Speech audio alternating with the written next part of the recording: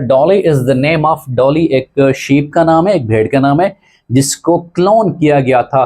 First clone sheep है, तो इसको तैयार किया गया था इनिशियली जो बायोटेक्नोलॉजी प्रोडक्ट्स हैं सोमैटिक सेल्स के जरिए जो डॉली शीप है इसको इनिशियली तैयार किया गया था।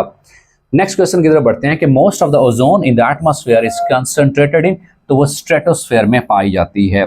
In aqueous solution the solvent is, जब हम एक्वस सॉल्यूशन की बात करते हैं तो याद रखिएगा तो उसमें क्या होता है, जो सॉल्वेंट होता है, सॉल्वेंट जिसके अंदर कोई चीज हल होती है, जब भी बात है एक्वस की सो इट मींस वाटर, तो उसमें क्या होता है, सॉल्वेंट वाटर ही होता है।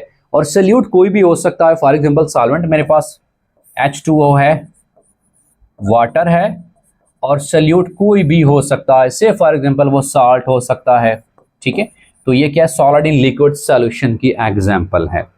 उसके बाद है कि neurology is deals with the study and the treatment of वो CNS सिस्टम जो है हमारा ओवरऑल जो सेंट्रल नर्वस सिस्टम है, the brain, the central nervous system, उसकी स्टडी का नाम है। और जो सेंट्रल नर्वस सिस्टम होता है बेसिकली 2 पार्ट्स पर मुश्तमिल होता है, that is the brain and the spinal cord. याद रखिएगा जी, brain and then spinal cord, वो ब्रेन और स्पाइनल कॉर्ड पर मुश्तमिल होता है 2 पार्ट्स पर। हमारा जो CNS सिस्टम है, इसके बाद नेक्स्ट शुरू होता है that is the PNS system, that is the peripheral nervous system.